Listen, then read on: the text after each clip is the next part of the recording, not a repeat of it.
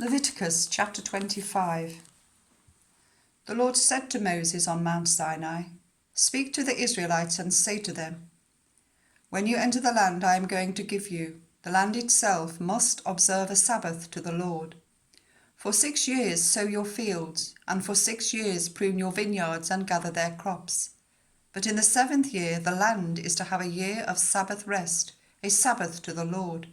Do not sow your fields or prune your vineyards. Do not reap what grows of itself, or harvest the grapes of your untended vines. The land is to have a year of rest.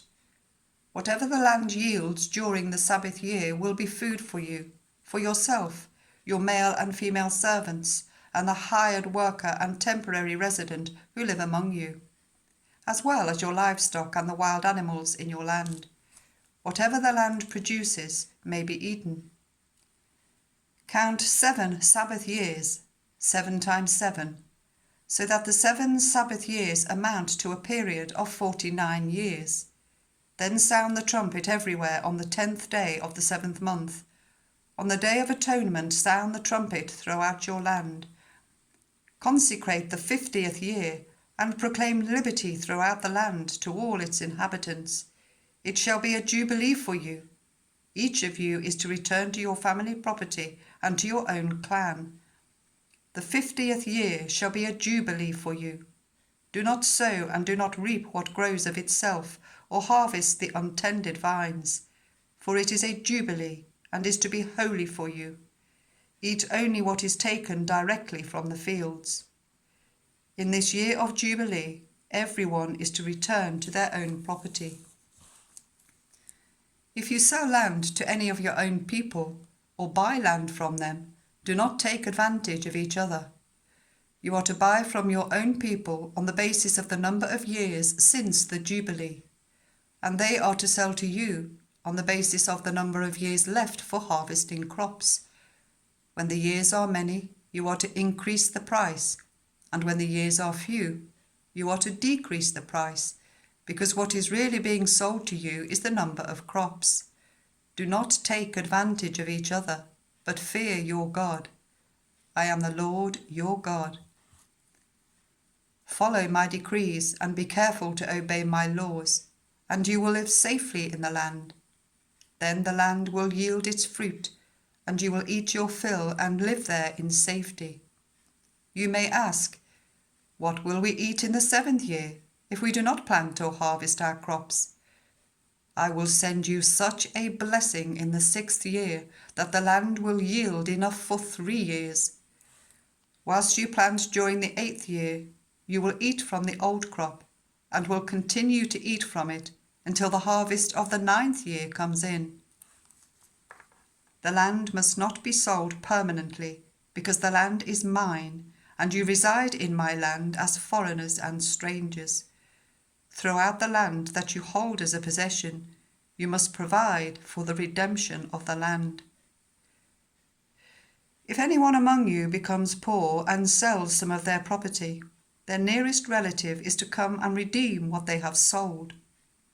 If, however, there is no one to redeem it for them, but later on they prosper and acquire sufficient means to redeem it themselves, they are to determine the value for the years since they sold it, and refund the balance to the one to whom they sold it. They can then go back to their own property. But if they do not acquire the means to repay, what was sold will remain in the possession of the buyer until the year of Jubilee. It will be returned in the Jubilee, and they can then go back to their property. Anyone who sells a house in a walled city retains the right of redemption a full year after its sale. During that time, the seller may redeem it. If it is not redeemed before a full year has passed, the house in the walled city shall belong permanently to the buyer and the buyer's descendants. It is not to be returned in the Jubilee. But houses in villages without walls round them are to be considered as belonging to the open country. They can be redeemed, and they are to be returned in the Jubilee. The Levites always have the right to redeem their houses in the Levitical towns which they possess. So the property of the Levites is redeemable, that is, a house sold in any town they hold, and is to be returned in the Jubilee, because the houses in the towns of the Levites are their property among the Israelites. But the pasture land belonging to their towns must not be sold. It is their permanent possession. If any of your own people become poor and are unable to support themselves among you, help them as you would a foreigner and stranger, so that they can continue to live among you. Do not take interest or any profit from them, but fear your God, so that your poor neighbours may continue to live among you.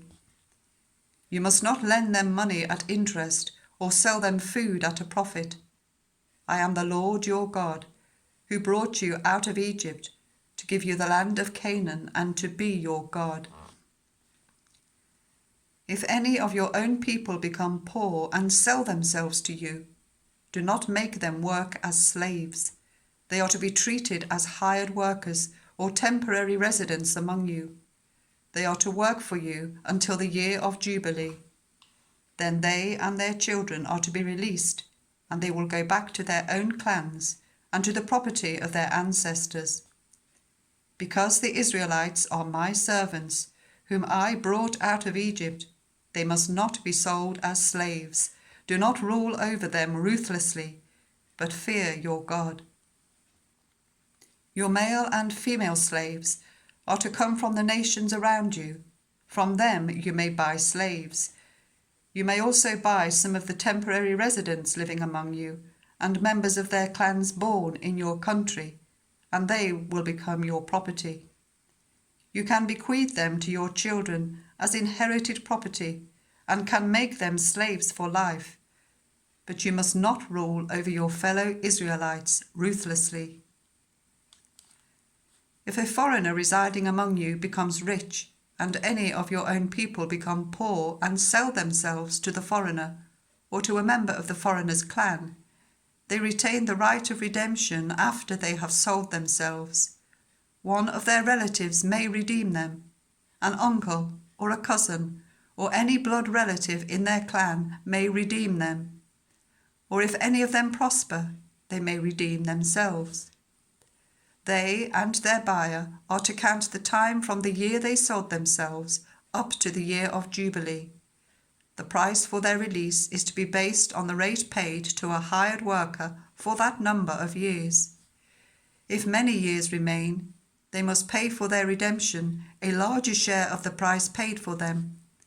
If only a few years remain until the year of Jubilee, they are to compute that and pay for their redemption accordingly.